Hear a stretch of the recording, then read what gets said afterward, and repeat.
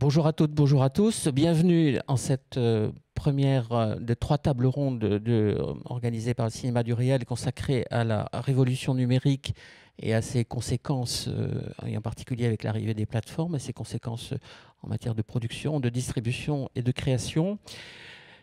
Et nous commençons donc avec cette première table ronde dont le titre est « Les films et le numérique, qui paye qui ?» Titre un peu sommaire, un peu simpliste peut-être, mais qui cache en réalité une interrogation que nous allons partager sur essayer de comprendre ce qui se passe, ce bouleversement que les plateformes introduisent dans le paysage ont commencé à arriver il y a une dizaine d'années. Nous allons essayer on va essayer de comprendre et de partager un certain nombre d'interrogations parce que c'est particulièrement complexe et nous sommes d'ailleurs nous sommes dans le tambour de la machine à laver, si j'ose dire. Tout ça est un processus dans lequel nous sommes et qui ne cesse de poser des questions. Donc nous allons tenter d'approcher cette réalité compliquée avec nos 4 invités. Karine Chichkovski, qui est productrice associée de la société Survivance, qui est aussi distributrice. Anaïs Clanet, qui est distributrice dans une société qui s'appelle Réservoir Docs, société récente, mais Anaïs a un long passé de distributrice dans le cadre d'autres sociétés. Jérôme Dechaine, qui est président de la CEPI, la Coordination internationale des producteurs audiovisuels à Bruxelles, et qui est délégué général adjoint de l'USPA, l'Union syndicale de la production audiovisuelle, et Hervé Rony, directeur général de l'ASCAM, comme chacun sait. Alors pour démarrer et un peu nous mettre pour poser des jalons sur l'ensemble de ces questions, nous avons eu l'idée de vous montrer 2 courts extraits de la série documentaire réalisée par Claire Simon qui s'appelle Le Village, produit par Rebecca Hauzel, qui est au cœur de cette question, puisque, comme vous le savez probablement, Claire Simon s'est intéressée à la vie du village de Lussas et en particulier à l'émergence de la plateforme Tunk. Et donc, nous allons voir un premier extrait dans lequel des producteurs de fruits de Lussas visitent les locaux de Tunk et posent un certain nombre de questions. Voilà, on regarde. Ici, il y a Aurélie qui s'occupe du lien avec les abonnés principalement et qui assiste aussi aux Vierges, la responsable administrative et financière. En face d'elle, il y a Sylvain qui est responsable des acquisitions. Donc les acquisitions, en fait, c'est le fait d'aller négocier auprès des ayants droit, donc des réalisateurs, des producteurs, des distributeurs. Combien ça vaut les droits, par exemple? Un droit d'un film? Alors ça dépend, mais nous, on a fait le choix de payer un forfait en fait pour rémunérer tous les films qui sont diffusés. Donc nous, on a un forfait qui est assez faible pour le moment, par rapport à notre économie, quand on peut pas faire plus pour le moment. Mais c'est 250 € à peu près pour un film d'1 heure. Et finalement, c'est pas mal par rapport à ce que les autres plateformes peuvent payer. C'est 250 € pour le réalisateur, le producteur? Oui, c'est ça. Donc c'est vrai que ça paraît très peu.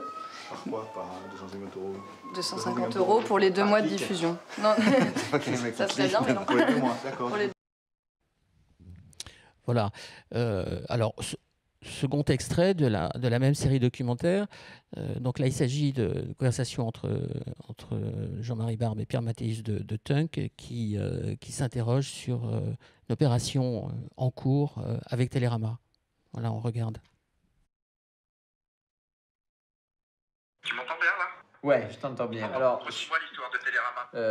alors, ils vont créer un portail qui va être composé d'une dizaine de plateformes.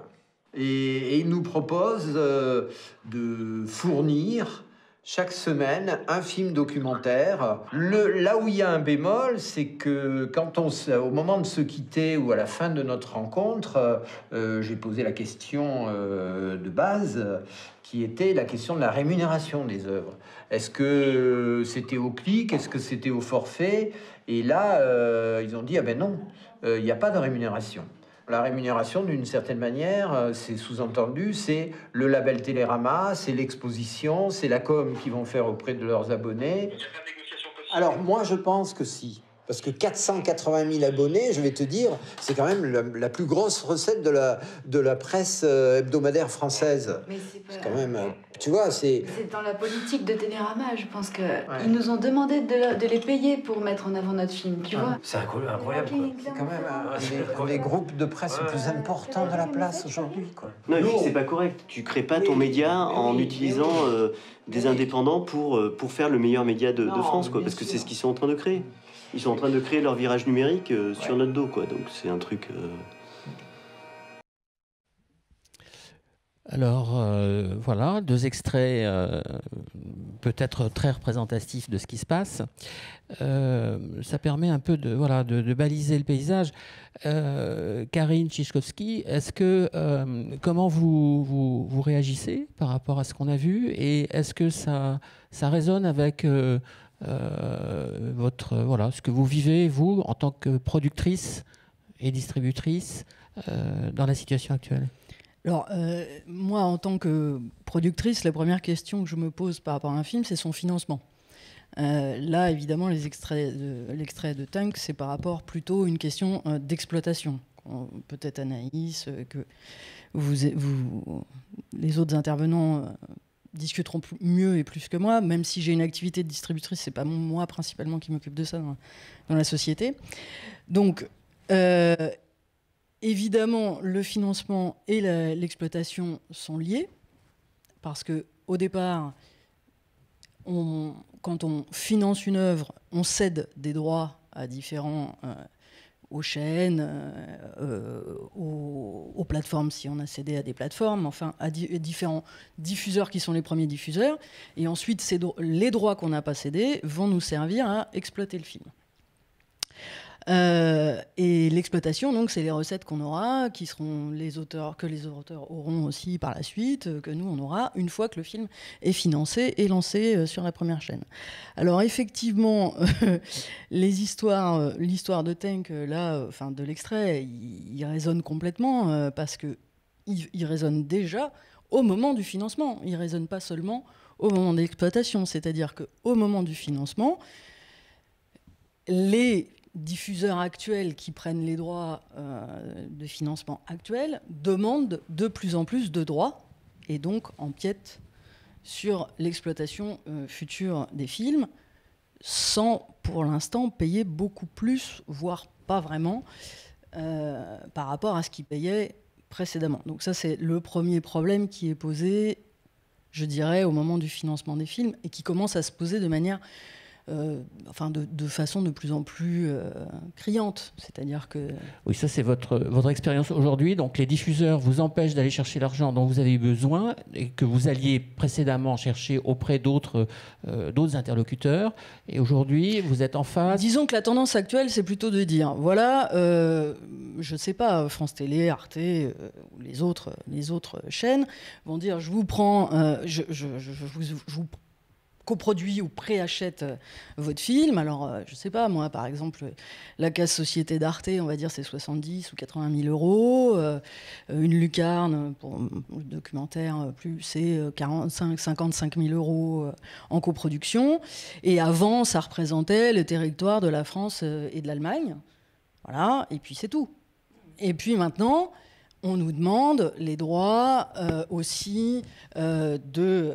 replay, donc 3 mois en replay sur la plateforme gratuite d'Arte, plus les droits maintenant sur d'autres plateformes éventuelles, par exemple YouTube, puisque Arte a fait sa chaîne YouTube, et parallèlement, on nous demande les droits pour le non-linéaire, on nous demande les droits européens. Les droits sont reliés à une langue, normalement, donc jusqu'à présent, on cédait à Arte le français et l'allemand. Et là, aujourd'hui, on nous demande aussi pour le non-linéaire, éventuellement, le polonais, l'anglais, et différentes langues européennes, en disant, sur le non-linéaire, ça va... Voilà. Et donc, ça veut dire des droits d'exploitation... Ça veut dire, pour la suite, quand on voudra exploiter le film, avoir moins de recettes potentielles, ou en tout cas, ce qui complexifie le travail des vendeurs internationaux. Oui, donc c'est une difficulté considérable, nouvelle, à financer. Du côté de la distribution, Anaïs, vous avez la même expérience, j'imagine. Je vais rebondir sur ce que tu dis, puisqu'effectivement, elle a tout à fait raison. Si on prend, dans le cadre du financement d'un documentaire aujourd'hui, admettons qu'on travaille ensemble, qu'elle ait produit son film avec Arte, et qu'elle arrive en me disant, malheureusement, les droits linéaires ont été acquis pour l'Europe, le Portugal, etc. Moi, derrière, je me retrouve dans une situation très compliquée. Je peux donner un exemple concret avec le film de Raoul Peck, avec I'm Not Your Negro, qui a été donc coproduit par Arte. Je remercie Arte, merci d'avoir produit ce film, c'est super. Mais il s'est avéré qu'ils avaient également des droits linéaires pour l'Europe et que moi j'ai vendu le film partout dans le monde à des distributeurs cinéma qui se sont retrouvés à un moment donné quand ils sortaient le film. Je prends l'exemple du Portugal, par exemple, ça a été un des plus coréas. J'ai dû me battre avec lui. Il me dit, voilà, la plateforme d'Arte montre le film sous-titré portugais, c'est un problème. Donc il a fallu que je me batte pour qu'on arrête cette diffusion, qu'on lui laisse le temps de respirer et de faire sa propre exploitation à lui, distributeur qui a les droits et qui a acheté un film. Normalement, il devrait être libre de pouvoir l'exploiter et je ne veux pas partir en guerre du tout, mais il est normalement acquis qu'un contrat de coproduction avec Arte n'a rien à faire au Portugal. Voilà, donc c'est compliqué pour l'exploitation d'un film. Après, si je rebondis sur l'extrait qu'on vient de voir du Village, oui, je suis complètement en accord. Moi, en termes d'exploitation, aujourd'hui, alors donc je parle là de produits terminés, mais on peut parler aussi de films non terminés, mais pour des films finis, aujourd'hui, en VOD, je suis face sur des documentaires de création indépendants, qu'ils soient cinématographiques ou peut-être parfois plus audiovisuels, à des montants de la sorte. Alors, Tank a un avantage, c'est que c'est des droits très courts. Donc, au moins, je peux me permettre de justifier auprès de mes producteurs partenaires en leur disant, bon, c'est 2 mois de droits. Et un nombre limité d'abonnés. Voilà, et un nombre limité d'abonnés. Mais si je prends Mubi, qui a une ligne éditoriale extrêmement belle, que je respecte beaucoup, j'aime beaucoup ce qu'ils font, c'est aussi des droits en général courts pour des tout petits montants, mais c'est quand même pas 2 mois de droits, ça va être 6 mois, 1 an, 2 ans minimum. C'est pas toujours facile à justifier auprès des producteurs, qui ont, eux, un budget à 400 000 €. Quand je leur annonce une vente à 2 000, c'est pas toujours très simple. Alors, je comprends tout à fait la démarche d'Arte. Je ne suis pas en train de critiquer complètement ce que Arte fait, parce que Arte et les autres plateformes qu'on va voir tout à l'heure, hein, mais qui sont la plateforme de France Télé, etc., qui sont des financeurs traditionnels et classiques du documentaire, puisque c'est de ça dont on va parler, ils font face aujourd'hui à une concurrence où, effectivement, quand les plateformes américaines arrivent, elles ont pris tous les droits, elles ont tout, ad vitam aeternam, sur tous les territoires, etc. Et donc, il y a cette concurrence, et donc il y a une politique de comment s'en sortir. Il y a une certaine logique, et d'ailleurs, je rebondis sur l'exemple du film de Raoul Peck. Fabrice Pichot racontait qu'il a eu un interlocuteur qui lui disait: ah, c'est très très bien, vous avez acheté, j'ai vu le film sur Netflix, c'est bien d'avoir acheté les droits du film à Netflix, alors que c'est Arte qui a produit le film. Voilà, donc c'est bon. La question, c'est est-ce que en préfinancement, au moins le préfinancement du coup, enfin le financement du film, du coup, si on prend plus de droits, au moins doit être mieux financé. Il y a déjà ça. Sinon, on se retrouve dans une situation où ok, il y a plus de canaux de diffusion des films, la VAD multiplie les opportunités, mais en réalité, les films se paupérisent ou en financement ou en exploitation, voire les deux. Alors, pour essayer de comprendre comment nous en sommes arrivés là, j'ai demandé à Jérôme Dechaine de faire un petit panorama historique et nous permettre de naviguer dans cet ensemble. Donc, Jérôme, je vous passe la parole. Ouais, merci beaucoup. Alors, ça va nous rajeunir. On va voir tout de suite une première diapo où on se rend compte qu'on s'est quand même mangé une belle révolution en 20 ans. Alors, sur ce graphique que vous voyez, on fait remonter à l'échelle du temps à la création de Canal+, parce qu'en fait, Canal+, c'est vraiment la chaîne qui est hyper intéressante à suivre, parce que son modèle économique est en train d'être profondément modifié par tout ce qu'on va voir. Et lui-même est en crise presque identitaire, ce groupe. C'est assez intéressant de le voir. Donc on se rappelle, les années 90, c'est la création de Canal Satellite. CanalSat n'est devenu numérique qu'en 94. Et alors en 99, il se passe quelque chose, une double ou triple révolution, appelons-la comme on veut. On a l'ADSL qui se crée. On se souvient tous à l'époque du bruit, vous savez, particulier de la connexion à Internet. C'était cette époque-là. Et l'ADSL, c'est le triple play. Et le triple play, il y aura plein d'acronymes anglais, et pardon. Le triple play, c'est cette capacité qu'on peut avoir par les tuyaux d'avoir de la téléphonie, mais aussi de la télévision. Et ça va profondément modifier le paysage. Et ça date de 99. 99, c'est aussi la création de Free, c'est normal. C'est une voie de conséquence.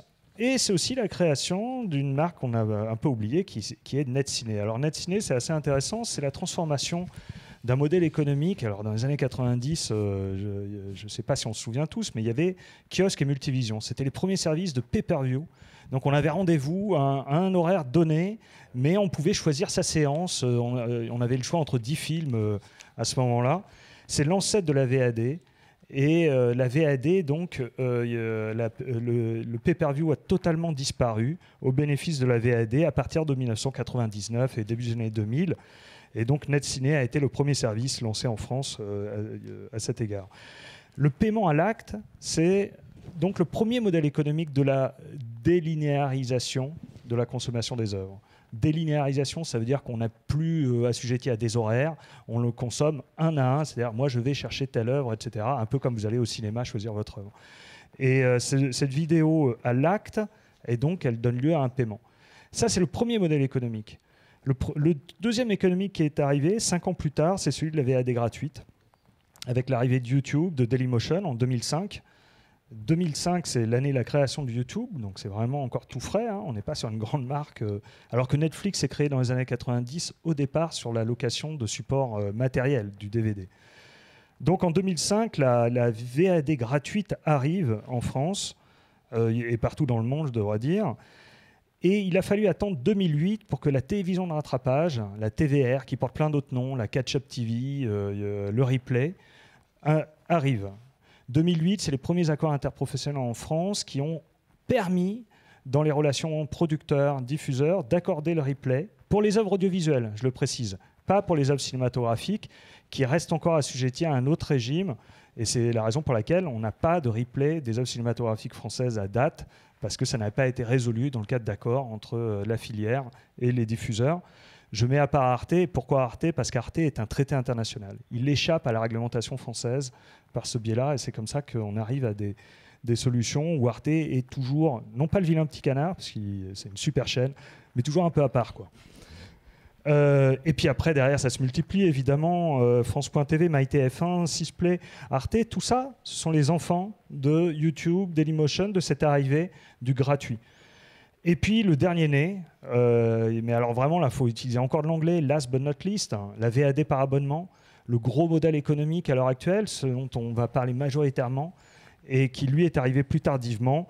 On note le premier exercice de VAD par abonnement en 2008 en France, c'était Filmo TV qui s'est transformé d'une VAD à l'acte en VAD par abonnement en 2008.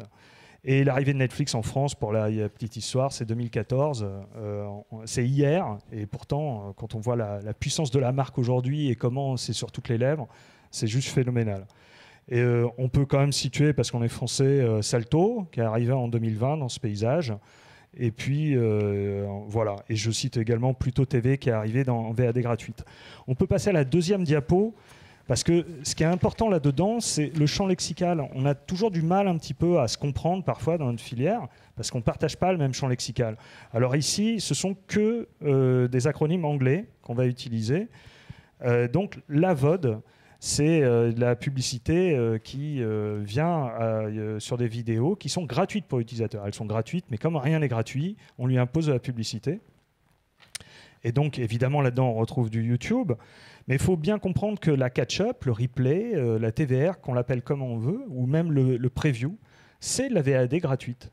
Voilà. C'est la grande famille de la VAD gratuite, dont le dernier né, c'est Pluto.tv, qui vient de s'installer en France.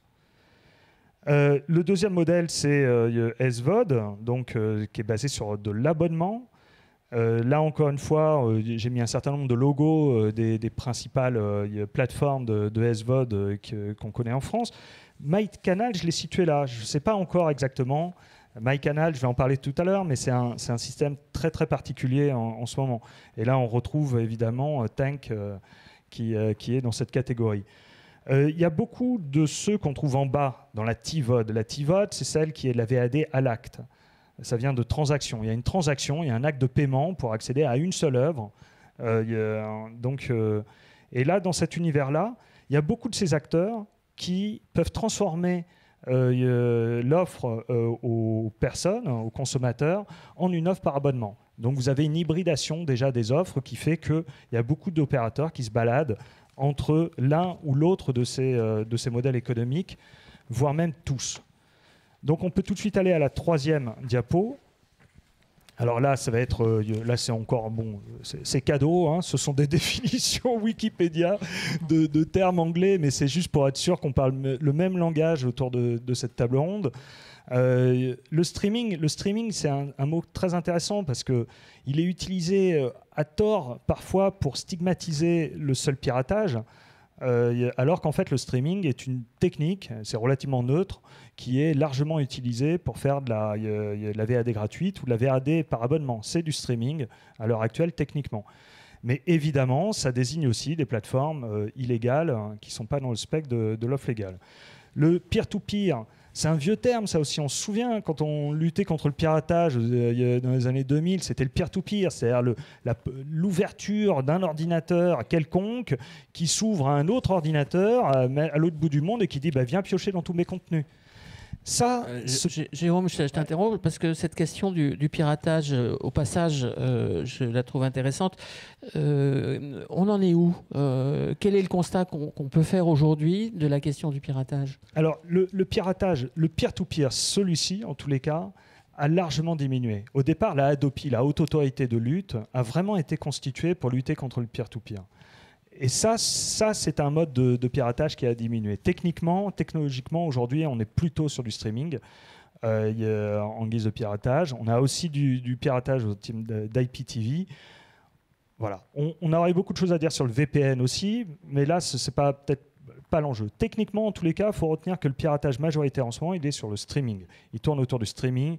Et ça, ce sont des problématiques de fermeture de sites. Autant le peer-to-peer est un mécanisme où on doit responsabiliser individuellement les gens, autant le streaming pose la question de la fermeture de sites qui sont manifestement illégaux et qui viennent pirater les œuvres. Ça, c'est d'un point de vue qualitatif, au niveau de la manière dont ça procède. D'un point de vue quantitatif, il est très haut le piratage. Il y a des estimations de manque de chiffre d'affaires qui sont mondiaux, qui sont nationaux également. Ce qui est très intéressant à suivre, c'est l'évolution du piratage par rapport à l'évolution des offres exclusives. C'est-à-dire que ce qu'on va décrire dans les diapos qui suivent, c'est le fait que de plus en plus, on appartient à des univers. Les consommateurs appartiennent à des univers pour lesquels ils payent. Même pour accéder à du contenu gratuit, en fait, ils payent. Et par ce biais-là, en fait, pour accéder à l'intégralité des contenus, ça supposerait qu'on soit abonné à toutes les offres de SVOD.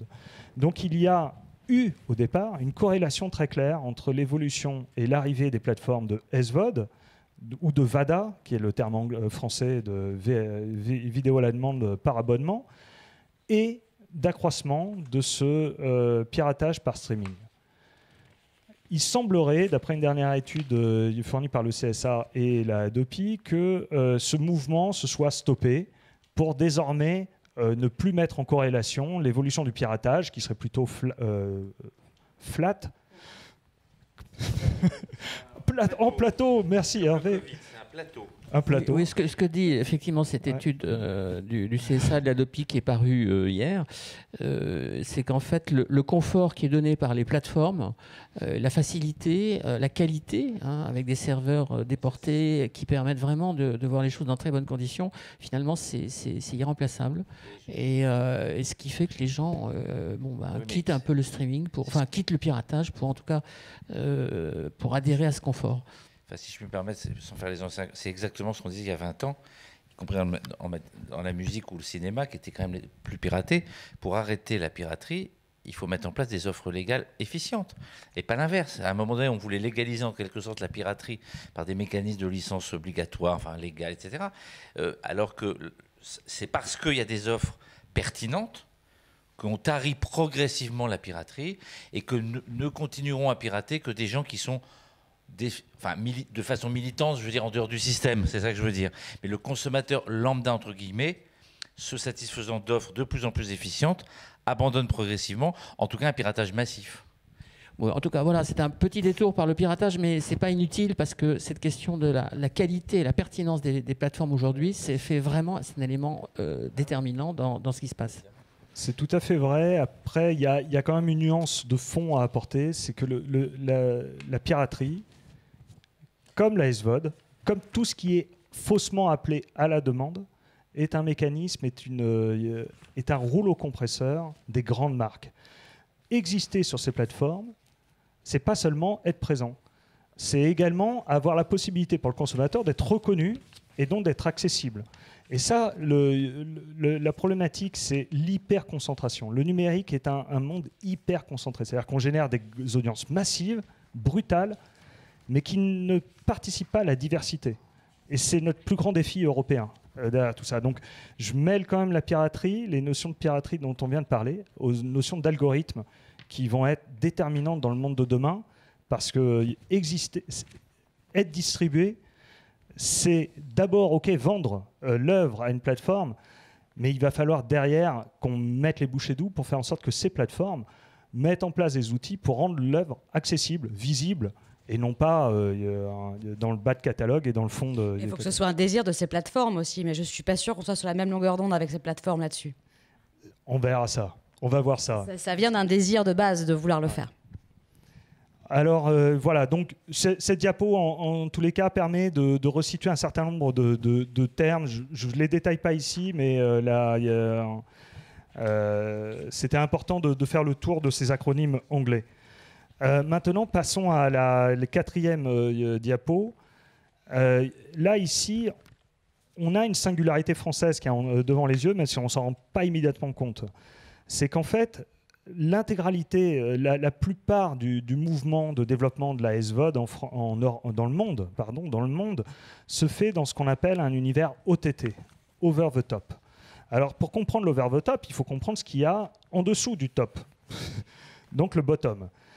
Et en fait, c'est tout cet espace qui est régulé. Donc concrètement, comment on accède à ces contenus, comment on accède à du contenu audiovisuel? Il y a du filaire, ça, on l'appelle la DSL, on l'appelle de la fibre, on l'appelle l'UFTTH quand c'est de la fibre, ou on appelle ça de la 4G. Si on reste sur le fil, ça veut donc dire qu'en France, s'est développé une singularité, c'est-à-dire que le triple play dont je parlais a extrêmement bien marché. Extrêmement bien marché, c'est ce qui a fait de notre pays l'un des plus gros taux de performance et donc d'entrée de la DSL dans les foyers. Je crois qu'il y a 30 millions de foyers aujourd'hui qui sont abonnés à des offres haut débit ou très haut débit en France. On les retrouve donc dans un espace qui est régulé. Quand on dit régulé, ça veut dire que Free, Orange, Bouygues, SFR, pour parler des 4 opérateurs en France, ils dispatchent des bouquets qui sont avec le CSA, le contrôle, tutti quanti, quoi. L'over the top, c'est l'Internet, c'est tout ce qui est service accessible directement.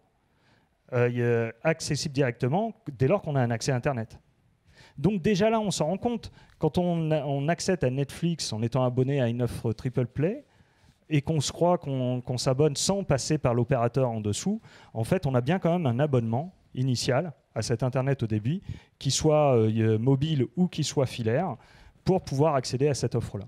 Et donc l'over the top, c'est précisément cet accès direct du consommateur à des services qui sont disponibles sur Internet. On va passer à la diapo qui suit, parce qu'il y a un phénomène qui est très profond aussi. Ça a beau être un univers assez récent, on l'a vu, il a 20 ans, il est déjà en pleine mutation. Et la première mutation sur laquelle cette diapo voulait s'arrêter, c'est l'hybridation. On a une chaîne de valeur où il est devenu très compliqué de qualifier les choses. C'est d'ailleurs un problème de droit, c'est un problème de distribution, et c'est un vrai problème de préfinancement, comme ça a déjà été évoqué. On a, du côté de la vidéo à la demande gratuite, on n'a pas des opérateurs qui se contentent de ça. Quand les 3 principaux diffuseurs créent Salto, en voulant aller sur la VAD par abonnement, ils le créent en embarquant toute leur VAD gratuite. Ça veut donc dire qu'on a une certaine forme d'hybridation déjà là-dedans. J'ai parlé de Filmo TV, qui était à cheval entre le transactionnel et l'abonnement. On aurait pu rajouter la salle aussi, où les processus d'abonnement des années 90 ont permis des abonnements à des procédés qui étaient déjà transactionnels, normalement unitaires. Et donc on a des phénomènes d'hybridation de cet ordre-là. On a un autre phénomène d'hybridation, c'est dès lors qu'une plateforme qui est vraiment cataloguée SVOD, clairement SVOD, Amazon Prime Video, se met à faire de la télévision linéaire, se met à acheter des droits sportifs. Là, à ce moment-là, on a une autre hybridation, qui est la possibilité d'avoir des offres globales. Et puis on a Netflix, j'en ai parlé tout à l'heure, ou Netflix ou n'importe quel opérateur de SVOD, il va être accessible à des consommateurs, à des clients si j'ose dire, soit par le biais de l'ADSL, comme on en a parlé, donc de IPTV, donc qui passe par des Internet protocoles, ou alors par de l'OTT. Donc on a des abonnés Netflix qui sont abonnés Netflix parce qu'ils ont 1 an gratuit, parce qu'ils sont abonnés à Free par exemple. Donc c'est encore une autre forme d'hybridation. C'est d'autres abonnés à Netflix. Évidemment, s'ils sont comptabilisés. N'empêche que ça ne va pas être le même univers, ce n'est pas le même accès, ce n'est pas la même facturation. Et puis, on a une dernière forme d'hybridation qui est, il faut s'interroger, on parle de TNT gratuite, mais la TNT gratuite en France, elle est majoritairement reçue en France par les Français via des offres d'IPTV, donc des offres qui sont déjà en soi payantes. Et là, ça devient intéressant. La numérotation des chaînes, quand vous êtes abonné Canal Satellite, n'est pas du tout la même que la TNT gratuite. Et donc là, on a des problèmes aussi de retour de la valeur. Que devient le sort de ces chaînes dites gratuites dès lors qu'elles sont reprises par des bouquets payants et qu'elles participent majoritairement en France au développement de ces bouquets dits payants parce qu'ils font partie de l'offre gratuite. Enfin, je ne sais pas si vous m'avez compris, mais vous m'avez compris. Donc, deuxième phénomène, c'est dans la diapo 6, c'est celle qui suit. Moi, j'ai déjà une question là, posée par le passage du catalogue. Je ne sais pas, moi, par exemple, le catalogue de TF1 ou de France Télé qui est passé sur Salto. Ouais. Donc, c'est un catalogue. Ils avaient les droits pour une diffusion hertzienne, par exemple. TF1 initialement, etc. Donc là, ça veut dire qu'ils ont un programme qui passe directement sur Salto. Alors, voilà, comment ça se passe? Parce que est-ce qu'ils renégocient les droits avec les producteurs qui leur ont fourni les programmes pour ces nouvelles offres?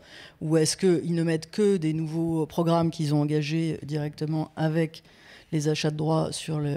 Je pose la question pour savoir comment ça se passe, parce que parfois, j'ai entendu parler de Molotov alors, ce que j'ai lu, c'est que Molotov allait être disponible, par exemple, dans toute l'Europe, pour la personne qui était abonnée à son compte Molotov. Alors, comment on a la garantie en tant que producteur de la rémunération et du fait que mon programme que j'avais initialement vendu coproduit avec telle ou telle chaîne qui finalement passe le programme sur Molotov, m'avertit bien qu'il prend les droits, que ça va être accessible sur toute l'Europe. Moi, c'est le type de problème que je me pose en tant que producteur, parce que par moment, j'ai un peu l'impression que c'est le Far West. L'étendue de la cession des droits. Enfin, à un moment donné, c'est vrai que nous, les auteurs, on est finalement plus, je sais pas ce qu'on va dire, mieux, on se protège mieux que vous. Mais c'est la question de l'extension de la cession de droits. Et donc, c'est par rapport, j'imagine, aux contrats qui sont passés entre le producteur et l'exploitant. Oui, tout à fait. En fait, là, pour prendre l'exemple de Salto, c'est un très bon exemple parce que ça s'est créé de rien. Alors, de rien au niveau des droits. C'est-à-dire qu'au départ, en plus, Salto a été assujetti à une décision de l'autorité de la concurrence qui verrouille quand même et valide un certain nombre de murailles de Chine entre les maisons Salto et ses actionnaires majoritaires. Donc, en ce qui concerne l'offre de Salto, en fait, elle est composite. Salto propose à la fois de la VAD gratuite, le replay des principaux diffuseurs, et dans ces cas-là, il n'y a pas besoin de rediscussion. On est bien dans une exploitation secondaire de choses qui ont déjà été cédées. Il y a une reprise d'un certain nombre d'œuvres de catalogue de la part de Salto. Dans ces cas-là, il y a eu deal, c'est-à-dire qu'il y a dû y avoir un retour auprès des producteurs pour autoriser cette session. Elle a été monétisée dans des termes... disons que on peut quand même dire que la production audiovisuelle a largement contribué à aider à la création de Salto, d'une certaine façon, politiquement et économiquement. Et on a désormais un troisième étage qui va être une espèce de création originale Salto, qui est attendu, espéré, mais pour le moment qui est encore embryonnaire. Et où là, on aura les droits qui seront dealés dès le départ. Voilà. Ça, c'est clair. Mais moi, la question que je me pose, c'est vraiment sur des contenus comme Molotov qui est annoncé. J'ai commencé à me servir du service, et là, je regarde, je me dis, mais est-ce que tous les films sont... Ah bah, je veux bien que vous m'expliquiez... Ouais. Bon, peut-être on continue sur cette explication des agrégateurs, qui est un des éléments qui va se développer de façon importante.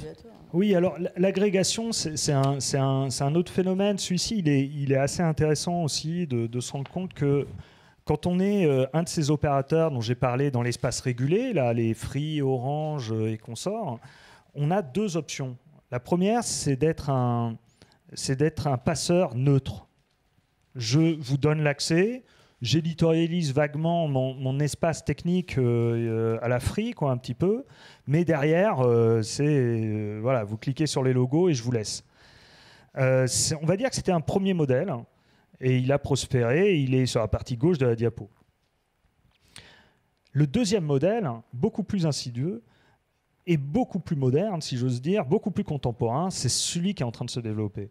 C'est-à-dire qu'en ce moment, on assiste quand même à une bataille autour de l'agrégation de contenu. Et l'agrégation, ce n'est pas seulement la possibilité de mettre à disposition l'accès à un service, c'est le fait d'héberger directement ce service-là. Et tout ça, c'est une guerre de facturation, mais pas qu'une guerre de facturation. C'est une guerre également de la première empreinte presque rétinienne d'un utilisateur, si j'ose m'exprimer comme ça, auprès d'un service. Comment je vais aller d'un service à un autre. Et là, on voit bien dans ces services-là que le fait de surfer, d'aller d'un service à un autre, a tendance à toujours devoir revenir vers cet univers global qui, lui, désormais, fait un vrai travail de quasi-éditorialisation de son offre d'éditeur de services. Et ça, c'est un phénomène massif, profond, et à mon avis, dont on assiste encore qu'au début du développement.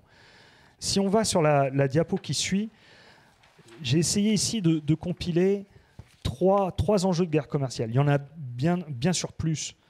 Mais ce qui me semble être intéressant, c'est de garder à l'esprit qu'il y a trois guerres qui sont en cours. La première guerre, c'est celle du temps. Alors, je ne vais pas revenir sur le temps de cerveau disponible de M. Lelay à l'époque. N'empêche, réfléchissons, le développement de la série rentre dans cette notion de guerre du temps. Le fait de rester captif. Vous savez, dans les services, de plus en plus, si vous cliquez sur rien, au bout de 30 secondes, vous avez l'épisode 2 qui sort, etc. Le temps devient une dynamique très importante et de plus en plus va être comptabilisé. De façon embryonnaire aujourd'hui, on compte le nombre de clics. Ça suffira déjà, enfin ça ne suffit déjà pas et ça ne suffira plus demain. Il faudra tenir compte du temps que les gens passent devant une vidéo à la demande. Et ça, c'est un élément déterminant pour mesurer l'attention, mais également l'attractivité d'un contenu pour des publicitaires, par exemple. Au passage, on voit bien comment cette question du temps peut influer sur la demande de contenu, sur l'écriture même des films, y compris en documentaire.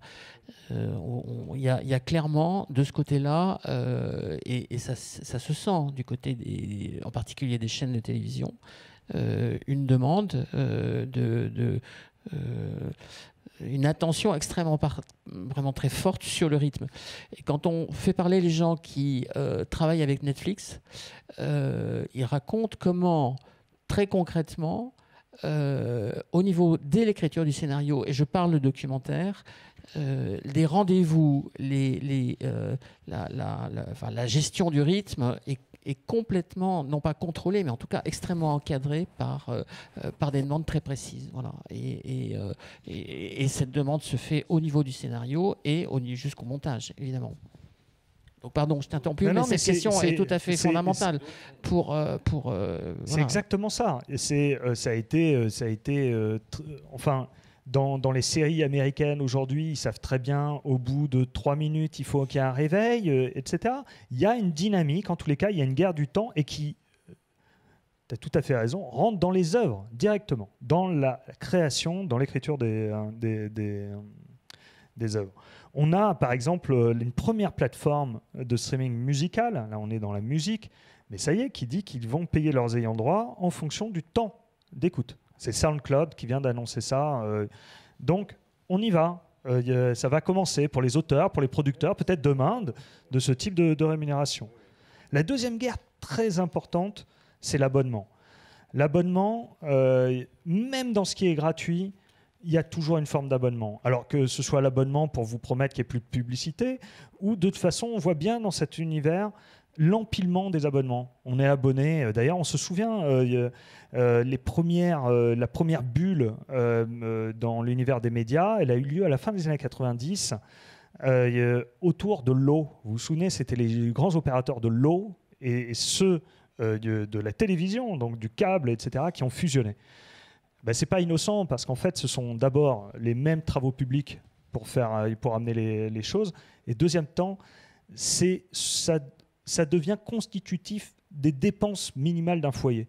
Voilà. On a désormais des abonnements à la téléphonie mobile. Oui, on sait, non, justement, on a une idée du coût moyen de ce que dépensent les foyers pour l'abonnement. Je ne l'ai pas là, mais sans doute, il y a des études régulièrement de l'INSEE qui sortent là-dessus.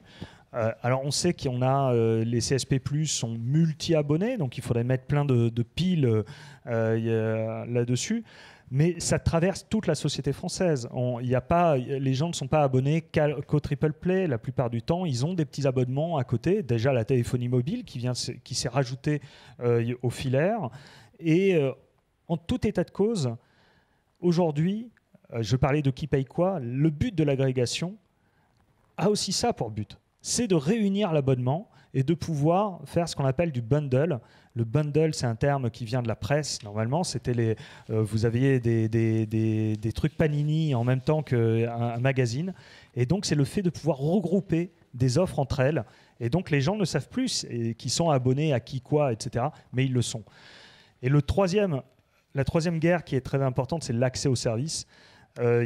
Évidemment, dans un monde où l'agrégation est en train de se dérouler, c'est la guerre presque du premier rideau, de la première fenêtre. Comment on accède à quoi ? Ça, c'est un élément qui devient de plus en plus déterminant. Et j'aimerais l'associer, cette problématique de l'accès aux services, à l'immense problème qu'on a face à nous. En Europe, et évidemment en France, si je cite l'Europe, c'est parce que l'Europe est en avance sur la régulation de ces GAFAN, autre acronyme, c'est précisément les algorithmes, la recommandation. La recommandation dans cet univers qui s'appelle faussement à la demande est un univers dans lequel la recommandation est clé. Or, la recommandation, ce sont des algorithmes, et ces algorithmes, on ne pourra pas les réguler. Il serait illusoire de dire qu'on pourra les réguler. En revanche, on peut, par la régulation, imposer que l'algorithme tienne compte d'un certain nombre de choses, le critère de la langue, le critère de la diversité, le critère, en tous les cas, qui faisait qu'on avait à la télévision le droit d'être surpris par un programme qu'on ne connaissait pas. Et ça, c'est quelque chose de fondamental dans l'univers numérique, parce que je parlais de l'hyperconcentration du piratage.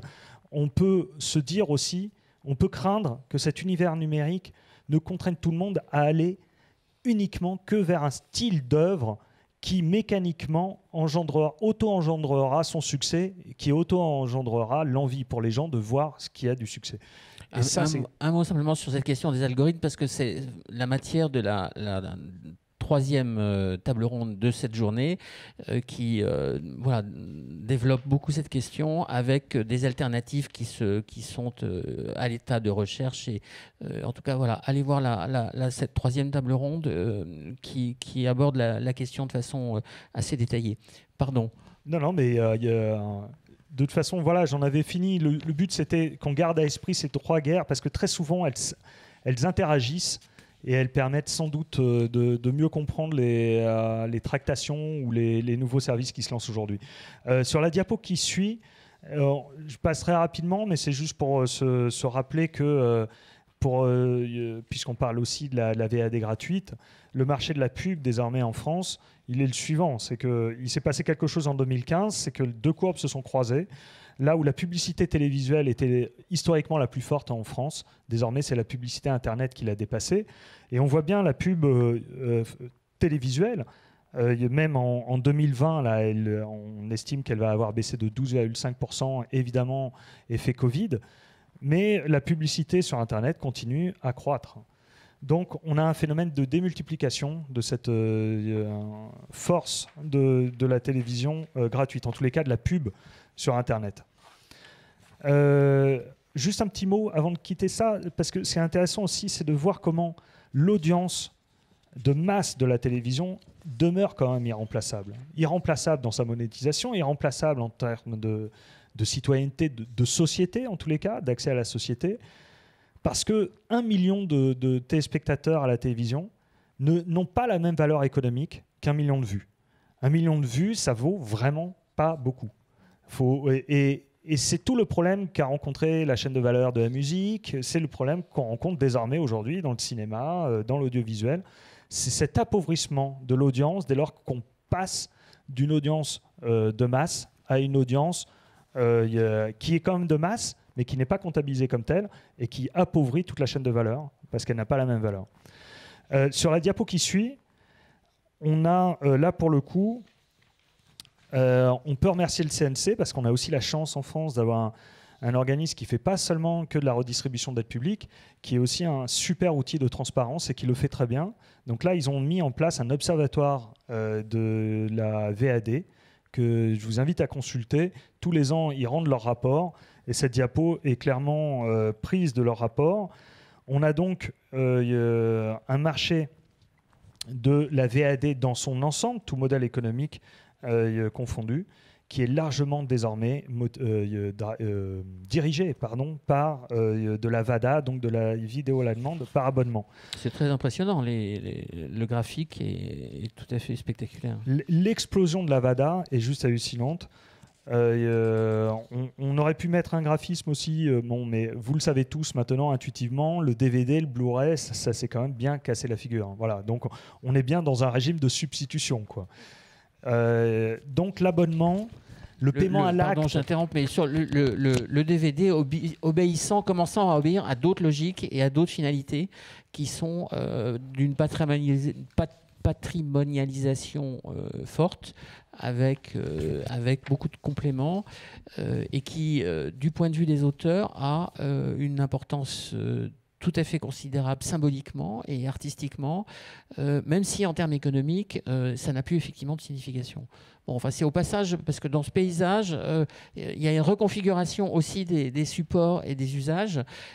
Et ce qui se passe pour le DVD, même si effectivement économiquement, c'est voilà, un appauvrissement complet, néanmoins subsiste cette réalité. Par analogie, ça vaut ce que ça vaut, mais le vinyle fait penser, est un peu une transposition de ce qui se passe dans le domaine de il n'y a pas de vinyle il n'y a pas de vinyle en DVD, justement. Non, mais justement, mais je veux dire, par rapport au CD, le vinyle donne... Sincèrement, ça vaut ce que ça vaut. Pardon, Jérôme, je te repasse la parole. De toute façon, je pense qu'on peut tous interagir sur ces données parce qu'elles sont quand même assez stupéfiantes. Quand même. La poussée de la VOD par abonnement est un phénomène massif. Désormais, quand on parle d'un chiffre d'affaires d'1 milliard d'euros pour la vidéo par abonnement, ça veut dire concrètement que c'est déjà la moitié de TF1. C'est déjà quasiment c'est un tiers de France Télévisions, mais en 2 ans de ça. Donc je ne sais pas si on peut prolonger la courbe dans ces proportions. Pour le coup, le confinement, le phénomène de ce qui s'est passé a accéléré un phénomène qui aurait eu lieu de toute façon. Mais évidemment, le confinement a immédiatement accéléré le phénomène. Donc c'est un booster extraordinaire. Il y en a qui souffrent de la crise et il y en a qui en ont profité, il faut quand même le dire. Ça c'est clair. Voilà. Donc dans la diapo qui suit, on va voir le partage, et on remercie encore le CNC pour ces données. C'est juste hallucinant qu'on ait ça. Hein. Dans les autres pays, on n'a pas ces données-là. On ne dispose pas de ces données-là. Donc c'est très précieux.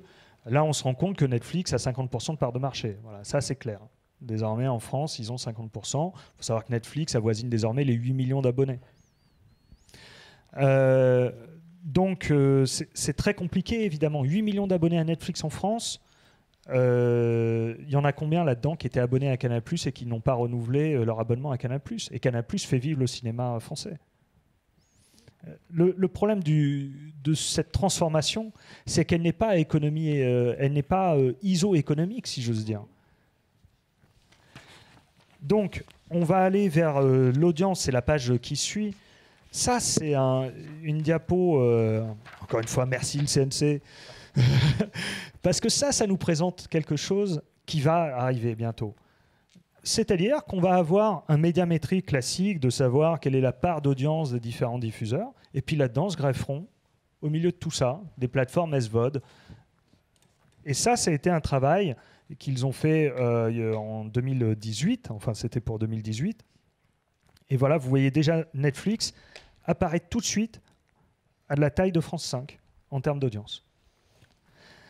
Et là, on a vu, Hervé, tu y faisais allusion. Alors, on voit aussi que Netflix, c'est une estimation, alors que sur les autres, on a une transparence.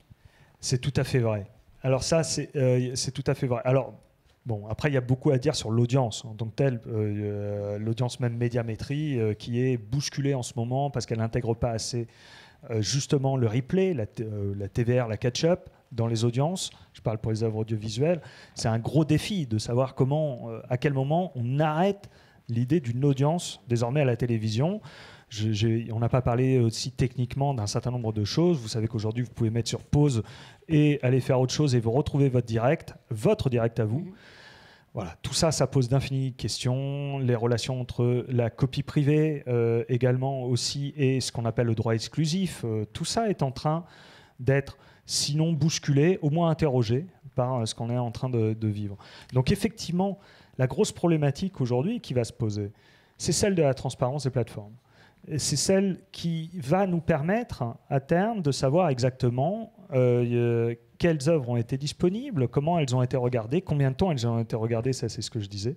Et ça c'est un énorme enjeu. Alors ça va venir des plateformes, ça va venir aussi d'outils dont on doit disposer. Médiamétrie est un outil neutre par exemple qui s'est mis à l'extérieur des diffuseurs. On peut aussi imaginer ce genre de système. Il y a Hervé qui pourra peut-être parler de la directive droit d'auteur aussi qui a donné à ces opérateurs désormais des obligations de transparence très claires à l'égard des auteurs.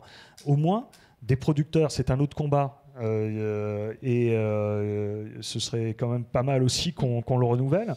Voilà, mais là, on a des données quand même. Pour la chaîne d'après et pour l'exploitation derrière aussi. Et pour l'exploitation derrière, c'est ça pose énormément de problèmes. Bah, bien sûr.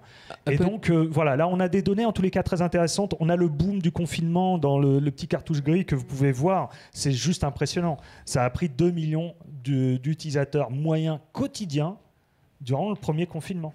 C'est de ça dont on parle, 2 millions. Petit commentaire sur les temps de droite. Voilà, les écrans, le temps par tranche d'âge. Tu peux nous. Oui, ben, ça aussi, ça c'est le CNC qui va tracer tout ça. C'est très intéressant de voir que là, pour le coup, pour les utilisateurs de SVOD, il n'y a pas de phénomène de tranche d'âge. Ils consomment en moyenne la même chose. Et ça, c'est assez incroyable parce qu'évidemment, la consommation de la télévision, elle suit des logiques sociétales qu'on peut tous intuitivement comprendre. Mais là, on a affaire à un usage. C'est amusant parce qu'on le voit aussi, d'ailleurs, c'est pas le débat, mais sur Internet. Hein, à force de dire pendant longtemps, il y a encore pas très longtemps, on disait, au fond, c'est une affaire des plus jeunes générations, etc. C'est de moins en moins vrai.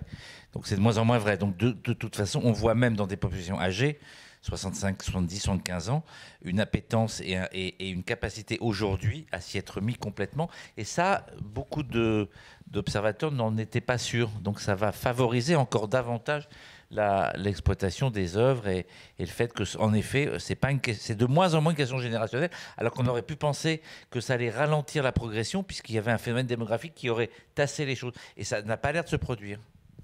Ouais. Information intéressante, la télévision reste presque 5 heures. Oui, alors il y a eu un petit effet confinement là. Il y a eu un petit effet confinement parce qu'on était à 3h30 traditionnellement en France, donc il y a eu un effet confinement de toute évidence puisque ça, ce sont des données les plus à jour venant du CNC. Sur la diapo qui suit, c'est un rappel, l'air de rien, on est dans un environnement régulé et heureusement régulé puisqu'on est dans notre exception culturelle et qu'on a besoin de cette régulation.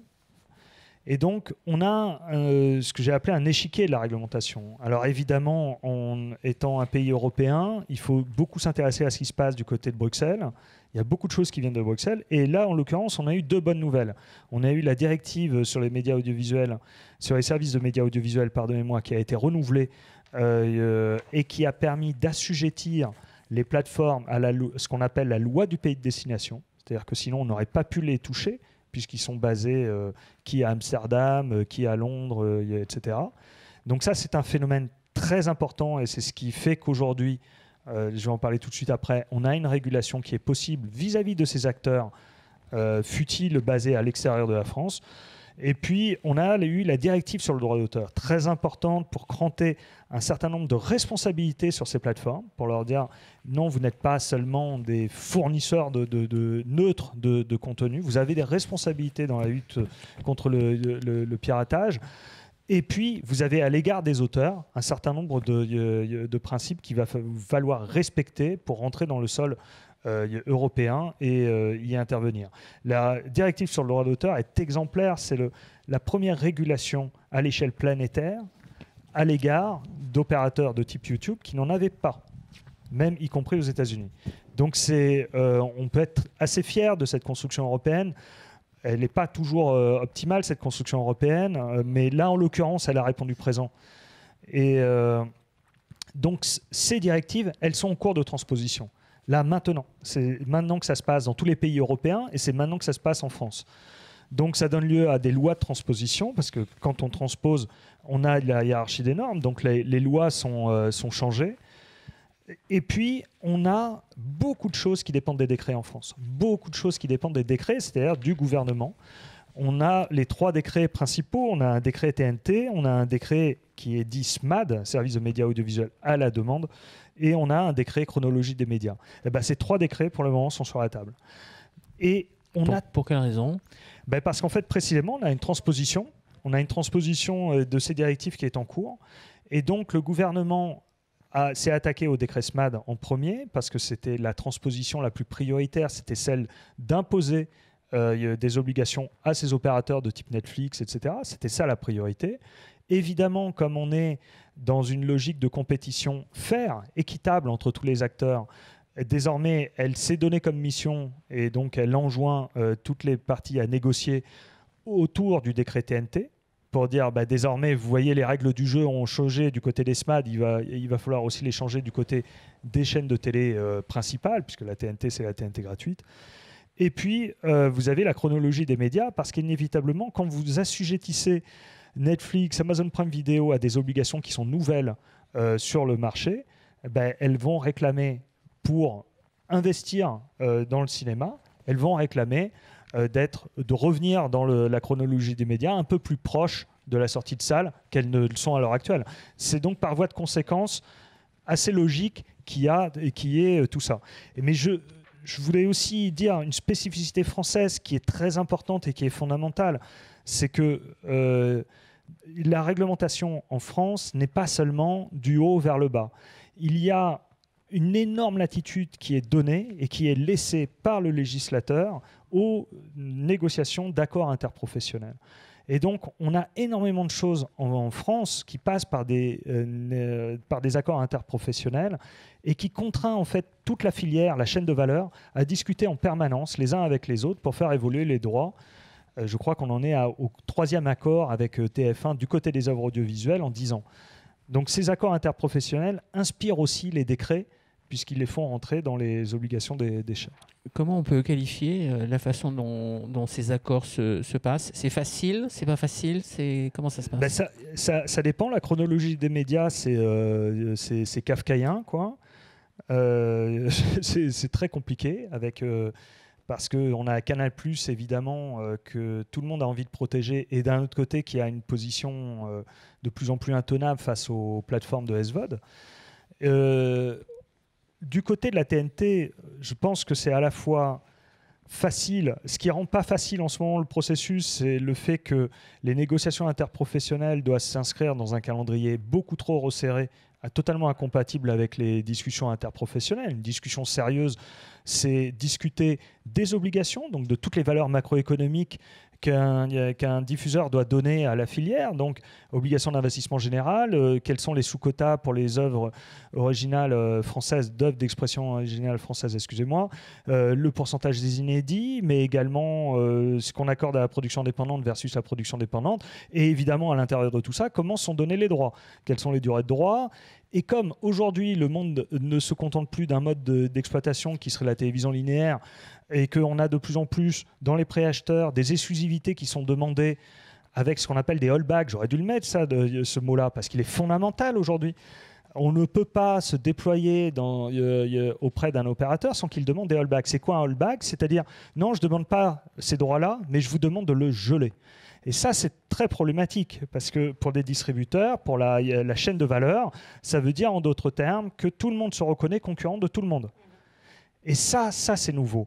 Et pour, par exemple, dans l'univers du documentaire audiovisuel, trouver un deuxième diffuseur qui pouvait éventuellement gaper encore de l'anglais, c'est-à-dire combler le financement en venant pour une deuxième fenêtre pour du câble et du satellite, avec des montants certes bas, mais c'était déjà ça de prix.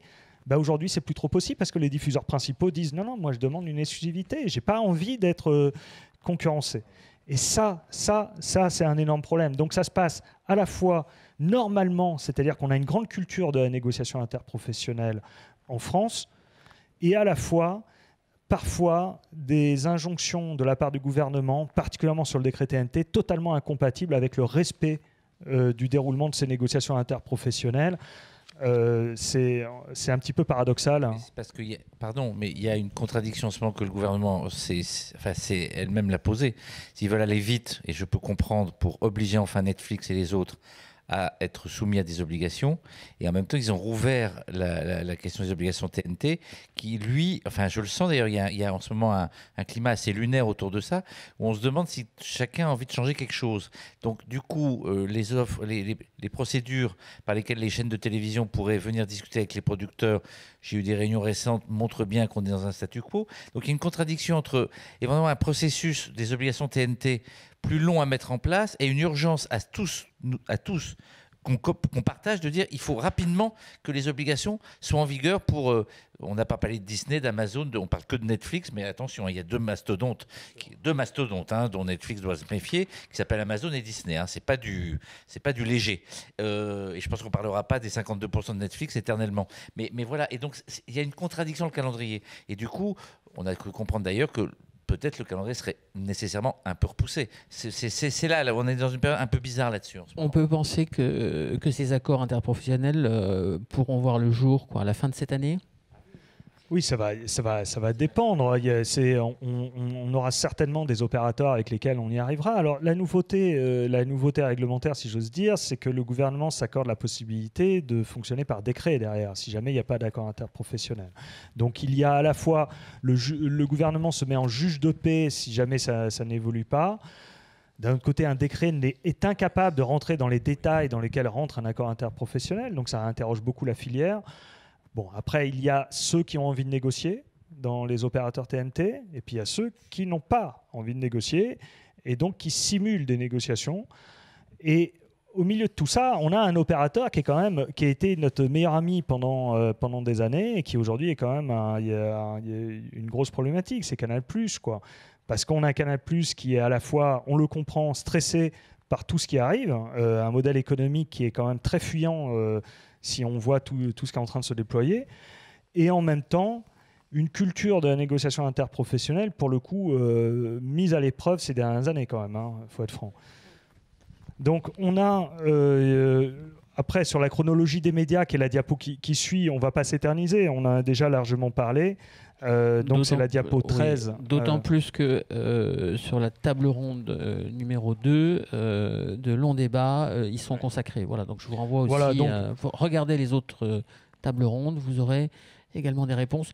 On peut quand même rapidement dire, aujourd'hui, 36 mois après la sortie salle pour les opérateurs de SVOD, ce qui est très tardif.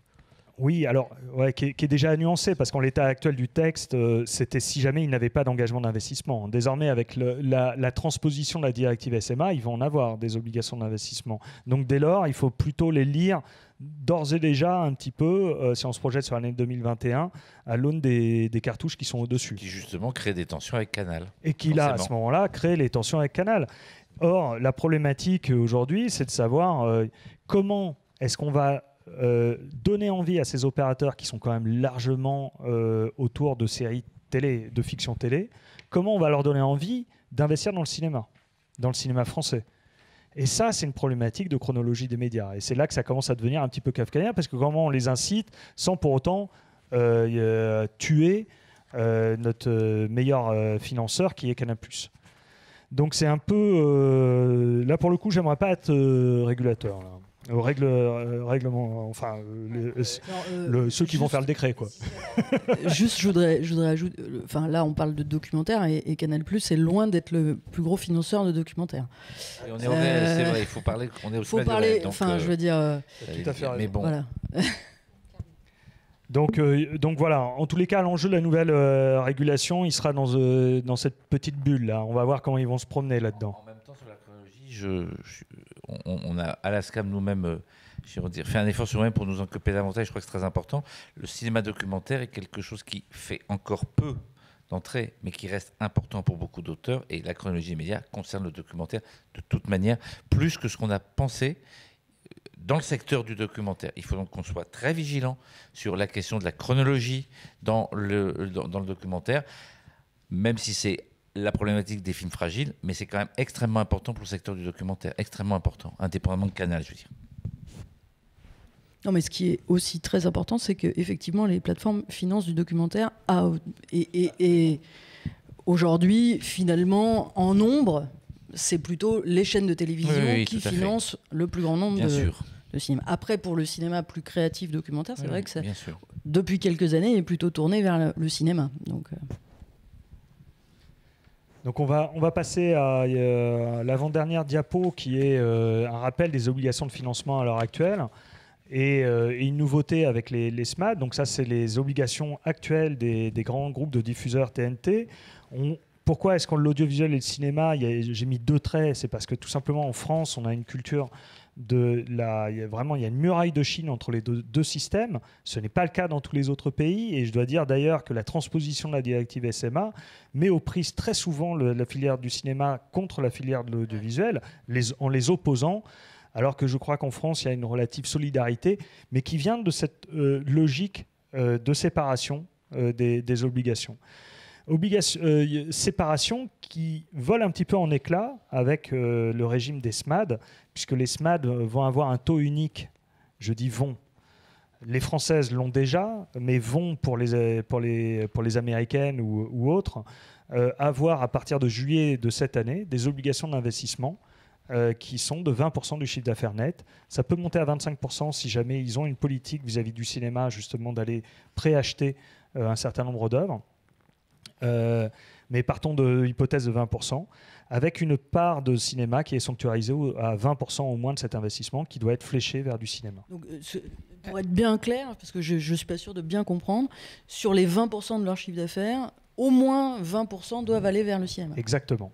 Ça veut dire, en d'autres termes, que 4% du chiffre d'affaires, 20% de 20%, doit être fléché vers des œuvres cinématographiques.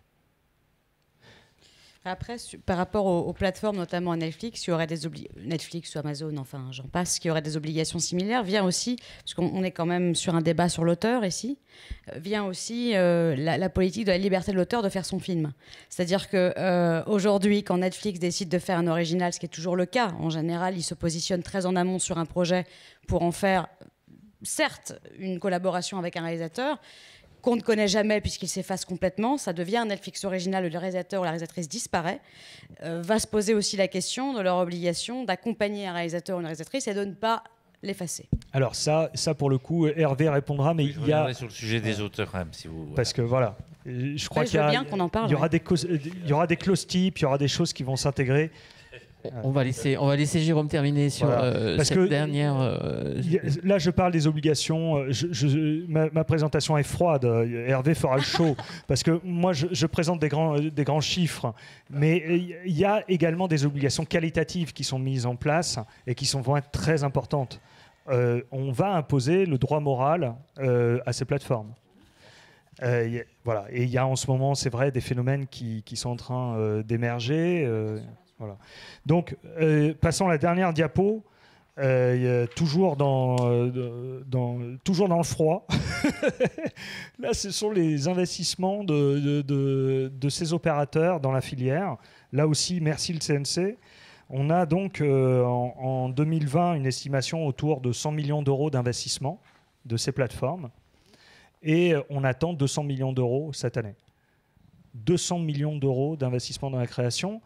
Faut savoir que France Télévisions est, rien que pour l'audiovisuel, autour de 420 millions d'euros. Donc d'un coup, d'un seul, en une flèche, ils sont déjà la moitié de France Télévisions dans les investissements. C'est vraiment un phénomène énorme. Ça veut dire qu'on a, là où il y a 2 ans, on parlait beaucoup de Netflix, mais finalement, ça représentait un pouillème du minutage total de la production. On a affaire à de futurs géants. Alors, la problématique qu'on peut peut-être ouvrir pour le débat, c'est de savoir est-ce que ce sont des guichets en plus ou des guichets de substitution, parce que c'est ça la problématique. J'ai envie de dire que ça a d'abord été de l'argent en plus. Je pense qu'il faut être franc, la filière européenne de la production ou de la distribution a d'abord vu d'un bon œil leur arrivée, parce qu'ils venaient pour s'installer en achetant beaucoup de catalogues. Donc ils ont beaucoup et massivement acheté des catalogues, donc développant le chiffre d'affaires au départ. Mais on le voit bien, au départ, pour la petite blague, ils sont venus quand même en Europe avec des projets de contrats auprès de producteurs qui demandaient la perpétuité des droits et l'univers. L'univers parce qu'ils projettent déjà évidemment des stations sur la Lune. Hein. Non mais, enfin, ils en sont là, quoi. Et donc, c'est absolument illégal en Europe. Donc, on va essayer de faire en sorte que ces opérateurs investissent comme nos diffuseurs, c'est-à-dire avec des durées de droits qui sont limitées, avec un respect pour des droits d'auteur et des prérogatives des auteurs et de leur liberté. Au niveau du Final Cut, il y aura beaucoup de combats autour du Final Cut. Mais n'empêche que la vague est là en matière de préfinancement. Elle inquiète nos opérateurs historiques à juste titre. Il y a une crise des services publics partout en Europe. Et ça aussi, il faut en tenir compte. On aime Arte, on aime France Télévisions, mais il y a quand même une vraie crise de financement derrière tout ça. Je vous rappelle qu'en Suisse, ils ont même fait un référendum pour savoir si la redevance devait être maintenue ou pas. Il faut se méfier de tout ça. Les gens, à force d'être abonnés, pour en faire une espèce de synthèse avec l'ensemble des diapos, à force d'être abonnés à beaucoup de choses, bizarrement, la cotisation, si j'ose dire, à cet effort de l'audiovisuel qu'ils supportent le moins désormais, c'est la redevance. Et je crois qu'on a aussi à cœur d'essayer de repositionner la redevance comme étant d'autant plus utile que là, on a affaire qu'à des opérateurs privés dont le but est, encore une fois, c'est une certaine forme de standardisation qui nous menace potentiellement. Et ça nous pose des vrais problèmes, puisqu'on parle de documentaire, de citoyenneté et de débat public, et de débats qui peuvent traverser la société. Voilà, donc il y a une vraie menace. C'est une opportunité, évidemment, d'un point de vue économique, mais c'était également une menace éditoriale de fond que nous tous, mais également chaque citoyen doit prendre en main. Merci beaucoup, Jérôme, pour ce brillant exposé qui n'était pas froid, qui peut éventuellement faire froid dans le dos à certains égards. Alors, je ne sais pas si je me tourne vers le show, mais en tout cas, je me tourne vers la SCAM et pour demander à Hervé Rony comment comment les auteurs se retrouvent dans ce bouleversement. Voilà. Qu'est-ce qu'on peut dire sur la façon dont les auteurs maintenant sont rémunérés, vont être rémunérés, sur quelle base, et qu'est-ce qui est en train de se négocier, puisque ce sont des négociations qui ont lieu quotidiennement. Alors, il y a plusieurs choses. Je reviendrai aussi sur d'autres aspects, y compris sur la création. Je pense que c'est intéressant. J'ai entendu un certain nombre d'éléments. Évidemment, je m'inscris totalement dans tout ce qu'a dit et tous les commentaires qu'a pu faire Jérôme par rapport à sa présentation. Nous, voilà, la situation finalement, j'allais dire paradoxalement, on dit souvent que dans la filière, les producteurs, les diffuseurs sont les plus puissants par rapport aux auteurs, qui est toujours tout seul à un moment donné dans une négociation. Mais en même temps, on a une chance en France que je mesure par rapport à mes homologues étrangers quand je suis, par exemple, à la SA à Bruxelles, où je partage beaucoup de discussions sur ce qui se passe dans les différents pays, notamment ne serait-ce que pour transposer aujourd'hui la directive sur les droits d'auteur ou les SMAD.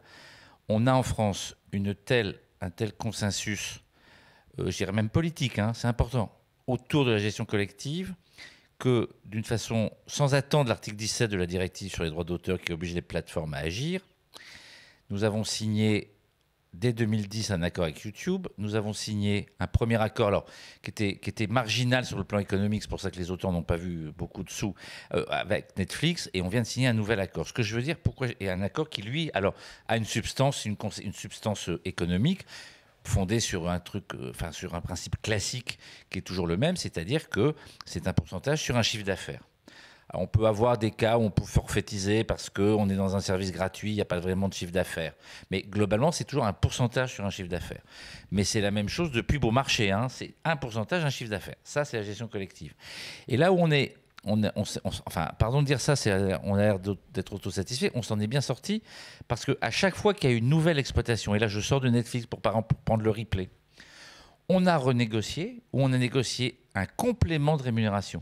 Alors, ce n'est pas fait pour tout le monde.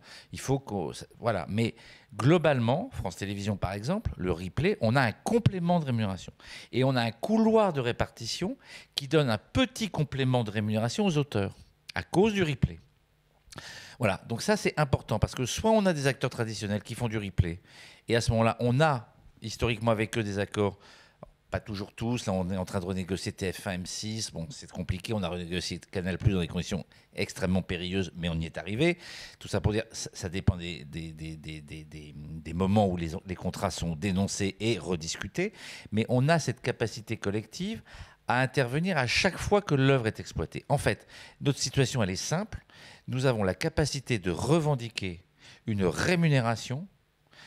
À défaut, on poursuivrait les opérateurs en contrefaçon dès lors que l'œuvre est communiquée au public. Il y a un droit d'exécution publique ou de représentation. Et ça, c'est un droit extrêmement solide qui nous met dans des situations juridiques solides. Après, il y a l'économie du dispositif. C'est-à-dire qu'après, il faut aller chercher les sous à l'égard d'un certain nombre de gens qui n'ont pas la culture, par exemple, de la gestion collective. Bon, enfin, il y a 10 ans, quand on a négocié avec Arte, c'était pas particulièrement simple. Donc ne nous trompons pas. Je veux dire, on voit que Télérama. Je voudrais revenir 2 minutes sur le scandale. Non, mais c'est important parce qu'on l'a passé sous silence. Très bien, le film de Claire Simon. C'est invraisemblable que le plus grand magazine culturel et qui fait des leçons de morale et qui pourtant traite bien le documentaire quand il fait des critiques arrive à avoir le culot d'expliquer que tout sera gratuit quand c'est mis en ligne. Moi, je le dis je suis horriblement choqué. Je trouve que Jean-Marie Barbe et nos amis de Tunk sont d'une douceur, sont très gentils. On voit d'ailleurs bien, et c'est triste, le déséquilibre économique. Mais je fais cet aparté parce que c'est quand même extrêmement important de le dire. La culture de la gratuité des films pour pas mal de oui, mais c'est pas normal. Oui, mais c'est pas normal. C'est pas normal. Il faut arrêter ça. C'est devenu une normalité. En vrai, ils n'ont pas passé d'accord. Tant mieux. Non, mais tant mieux. Non, mais j'ai pas dit d'ailleurs qu'ils l'avaient passé. J'ai juste dit que je trouvais invraisemblable ça. Pour en revenir aux principales questions qui se posent à la SCAM. Donc la SCAM, en ayant réussi à avoir un accord satisfaisant, et je crois que du côté de la SCC, ils sont satisfaits du leur pour la fiction, nous avons un accord avec un partenaire qui va nous aider évidemment à avoir d'autres accords avec Amazon et notamment Disney+. Et la place du documentaire, alors c'est toujours la même chose, et ça c'est intéressant aussi pour le public du réel. On a toujours un peu l'impression, ça c'est d'une autre façon sur YouTube, on a toujours l'impression que, au fond, le documentaire est un peu marginalisé, toujours. Encore plus que dans la télévision classique. Et en fait, on se rend compte que, l'air de rien, le documentaire fait sa place. Alors après, une fois qu'on dit qu'on arrive à négocier des droits, est-ce que les auteurs en tirent une satisfaction en termes de création de travail? Moi, je crois qu'il faut être positif, c'est mon caractère, c'est-à-dire que je pense que tout nouvel opérateur qui est susceptible de proposer du boulot, je suis très très basique, à un auteur, c'est positif. On est au réel, on est très très loin des RMC Découverte, mais moi en tant que directeur général de la SCAM, je ne suis pas gêné de dire que s'il y a des auteurs qui peuvent travailler pour RMC Découverte et en tirer une satisfaction, il faut tout dans la vie, c'est une bonne chose. Après, quelle est la place ensuite du documentaire de création, auquel le réel et nous tous sommes attachés? C'est une deuxième question, et cette question-là, en effet, ce n'est pas aujourd'hui les plateformes à part Tunk qui vont le résoudre. Je dirais aussi quand même quelque chose, et ça je trouve que c'est important, encore une fois, indépendamment des questions économiques, qu'il faut aussi, je pense, qu'une partie en tout cas de la population des auteurs, tu l'as évoqué d'ailleurs à un moment donné, tu parlais de la série documentaire, fasse aussi ça mue quant à la manière d'envisager un certain nombre d'œuvres. La série documentaire se développe en télévision, on est encore sur un modèle très qualitatif de documentaire unitaire. Alors, il ne faut pas le perdre, parce que le risque, je suis d'accord, c'est de formater des séries. On le voit en fiction, il y a quand même c'est très bien ces séries. Enfin, à un moment donné, on se dit, mais où sont les grands films unitaires de fiction à la télévision, pour peu qu'en plus ce ne soit pas des polars? Moi, je les cherche le soir, venu, je ne les trouve plus. C'est quasiment fini. Donc il faut qu'on fasse attention. En même temps, c'est intéressant pour le documentaire. Ce que je trouve, c'est que c'est intéressant pour le documentaire d'avoir une réflexion qui n'est pas la mienne, je ne suis pas auteur, mais sur qu'est-ce qu'on peut apporter à ces plateformes. C'est-à-dire de ne pas vivre ces plateformes comme une espèce de contrainte insupportable, parce que déjà les auteurs ont parfois du mal à vivre les contraintes des diffuseurs traditionnels, parce que c'est compliqué. Regardez la tribune de la SRF de ce matin, je crois, dans Libération.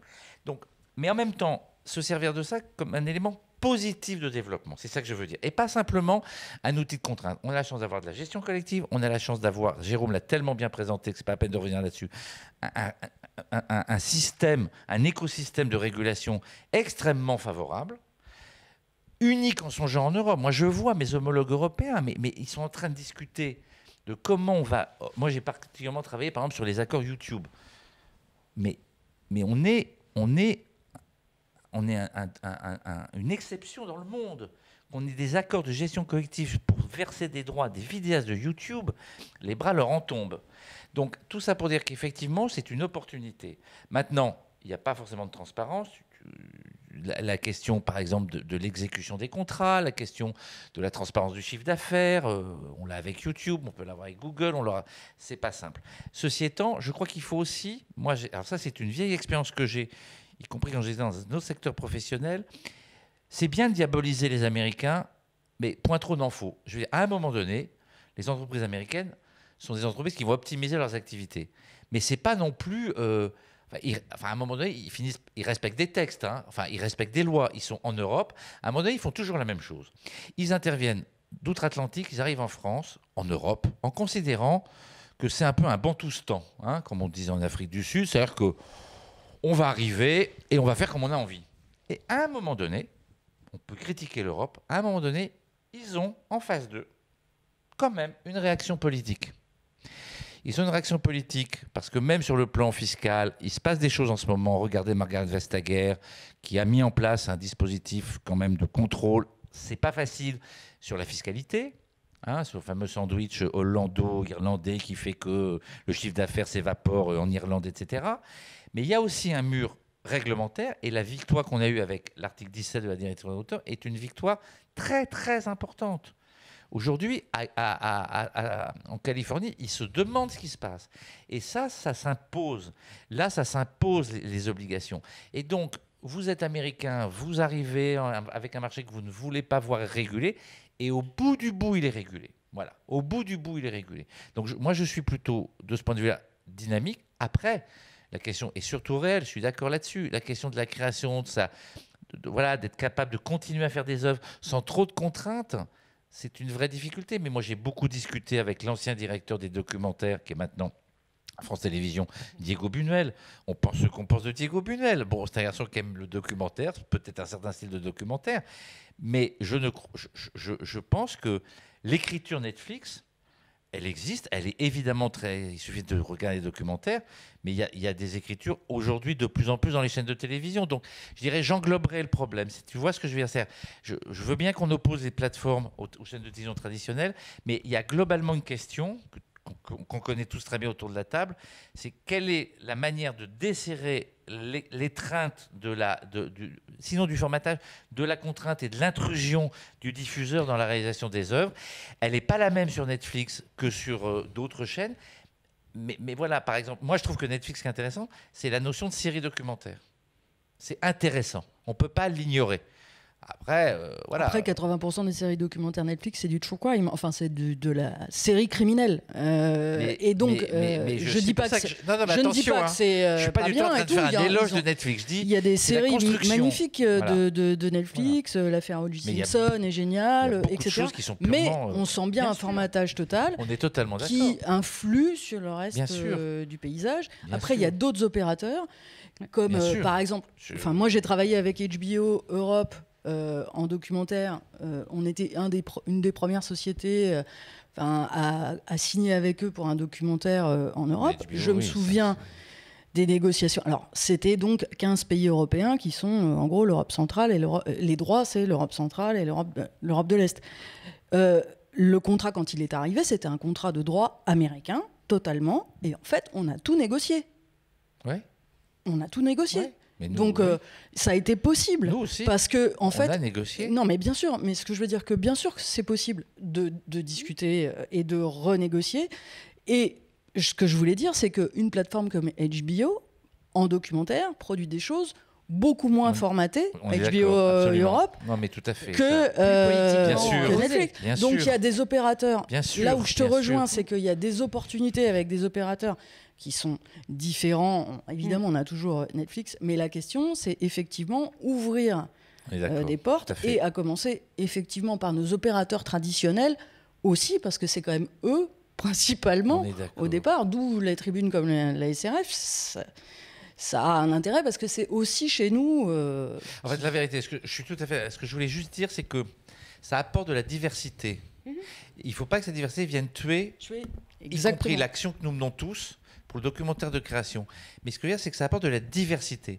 Et la diversité, ça peut faire travailler des auteurs. Voilà. Et chacun doit retrouver midi à sa porte. Je veux dire, il peut y avoir de la satisfaction pour chacun. Moi, c'est ça que je dis. Ça ouvre.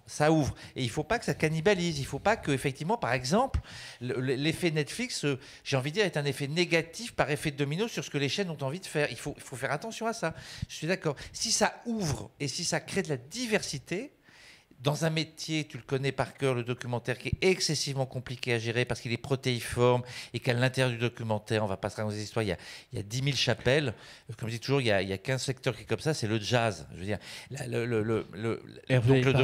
donc de ce point de vue-là, il faut bien comprendre cette difficulté, mais d'assurer cette diversité. Voilà, merci. En tout cas, ce mot de diversité qui est un combat que nous partageons tous, c'est un bon mot pour conclure. Il y aurait beaucoup à dire sur la question des modalités de cette gestion collective, sur quelle assiette, sur quelles sont les modalités précises.